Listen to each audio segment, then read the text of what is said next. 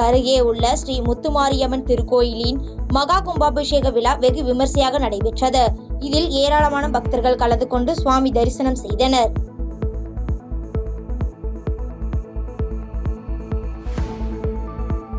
பொங்கல் தொடர் விடுமுறை இன்றுடன் நிறைவடைவதையொட்டி திண்டுக்கல் மாவட்டம் பழனி கோவிலில் கொட்டும் மழையிலும் பக்தர்கள் பாத யாத்திரையாக வருகை தந்தும் காவடி எடுத்தும் சுவாமி தரிசனம் செய்தனர்.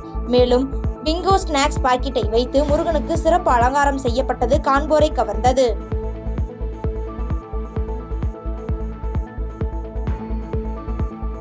தூத்துக்குடி மாவட்டம் கோவில்பட்டி சுற்றுவட்டார பகுதிகளில் தொடர் மழை பெய்ததால் வாகன ஓட்டிகள் மிகுந்த சிரமத்திற்கு உள்ளாகினர்.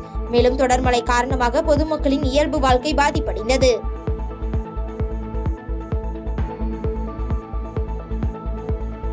தேனி மாவட்டம் பெரியகுளம் அருகே உள்ள கும்பக்கரை அருவியின் நீர்பிடிப்பு பகுதிகளான வட்டக்கானல், பாம்பாறு மற்றும் மேற்கு தொடர்ச்சி மலைப்பகுதிகளில் பெய்த மழையால் அருவிக்கு நீர்வரத்து திடீரென அதிகரித்து வெள்ளப்பெருக்கு ஏற்பட்டது. இதனைத் தொடர்ந்து அங்கு பாதுகாப்பு பணியில் ஈடுபட்டிருந்த வனத்துறையினர் சுற்றுலா பயணிகளின் பாதுகாப்பு கருதி உடனடியாக அருவியில் குளித்துக் கொண்டிருந்த சுற்றுலா பயணிகள் அனைவரையும் வெளியேற்றினர்.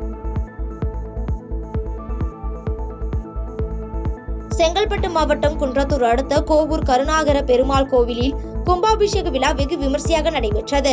இதில் சிறு குறு மற்றும் நடுத்தர நிறுவனங்கள் தொழில்துறை அமைச்சர் தாமோ அன்பரசன், காஞ்சிபுரம் மாவட்ட ஆட்சியர் கலைச்செல்வி மோகன் மற்றும் வருவாய்த்துறை அதிகாரிகள் உள்ளிட்ட அதிகாரிகளும் ஏராளமான பொதுமக்களும் கலந்து கொண்டு சுவாமி தரிசனம் செய்தனர்.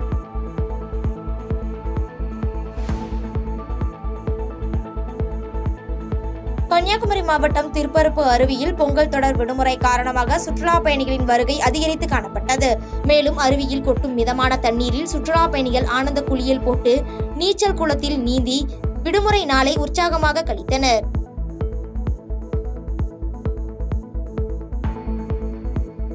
பூட்டர் ஃபவுண்டர் விசாரணை முடியும் வரை பெரியார் பல்கலைக்கழக துணைவேந்தரை பதவியில் இருந்து விலக்கி வைக்க வேண்டும் என ஆசிரியர் சங்க முன்னாள் தலைவர் வைத்தியநாதன், முன்னாள் செயலாளர் பிரேம்குமார் ஆகியோர் அரசுக்கு கோரிக்கை விடுத்துள்ளனர். கிருஷ்ணகிரி மாவட்டம் ஓசூரில் ஸ்ரீ தன்வந்திரி பகவான் திருக்கோயில் மகா கும்பாபிஷேக விழா வெகு விமர்சையாக நடைபெற்றது. ஏராளமான பக்தர்கள் கலந்து கொண்டு சுவாமி தரிசனம் செய்த நிலையில் இதில் அதிமுகவின் மாநிலங்களவை உறுப்பினர் மு. தம்பிதுரை, முன்னாள் அமைச்சர் கே.சி. வீரமணி, கிருஷ்ணகிரி பாராளுமன்ற உறுப்பினர் கே. கோபிநாத் உள்ளிட்ட முக்கிய பிரமுகர்கள் பங்கேற்றனர். திருவள்ளூர் மாவட்டம் பொன்னேரி அருகே உள்ள சிற்றரசூர் கிராமத்தில் அமைந்துள்ள அங்கன்வாடி மைய கட்டிடத்தில் பூட்டை உடைத்து மர்ம நபர்கள் கொள்ளை முயற்சியில் ஈடுபட்டுள்ளனர். தொடர்ந்து இதே கிராமத்தில் அமைந்துள்ள முக்தீஸ்வரர் ஆலயத்தின் ஜன்னல் வழியே உண்டியலை உடைத்து அதில் இருந்த பணத்தை திருடி சென்றுள்ளனர். மேலும் வீட்டின் அருகே நிறுத்தப்பட்டிருந்த சொகுசு காரின் கண்ணாடியை உடைத்தும் திருட முயற்சித்துள்ளனர். இது குறித்த புகாரின் அடிப்படையில் கும்மிடிப்பூண்டி போலீசார் வழக்கு பதிவு செய்து விசாரணை மேற்கொண்டு வருகின்றனர்.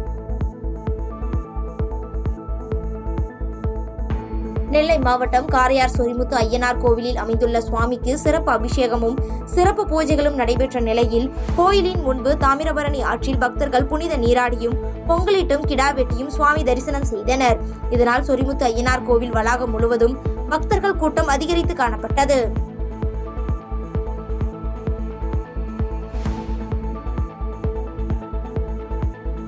திருநெல்வேலி மாவட்டம் பாபநாசம் வனச்சரகத்திற்குட்பட்ட வனப்பகுதிகளில் பொதுமக்களின் கால்நடைகளை மேய்ச்சலுக்கு விட்டு வளர்ப்பதற்கு வனத்துறை சார்பில் தடை விதிக்கப்பட்டுள்ளது. மேலும் இது குறித்து எழுதப்பட்ட எச்சரிக்கையுடன் கூடிய அறிவிப்பு பலகை பாபநாசம் வனச்சரகத்தின் சார்பில் வைக்கப்பட்டுள்ளது.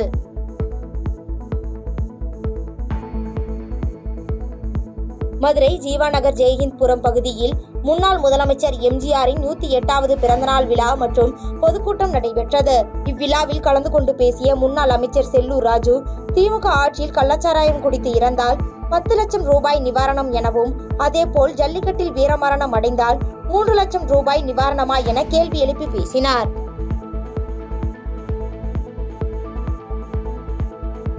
பாதகம் செய்பவரை கண்டால் நாம் பயம் கொள்ளலாகாது பாப்பா. மோதி மிதித்து விடு பாப்பா, அவர் முகத்தில் உமிழ்ந்து விடு பாப்பா. அண்மை செய்திகளை உடனுக்குடன் தெரிந்து கொள்ள இணைந்திருங்கள் எம் நாடு தொலைக்காட்சியுடன்.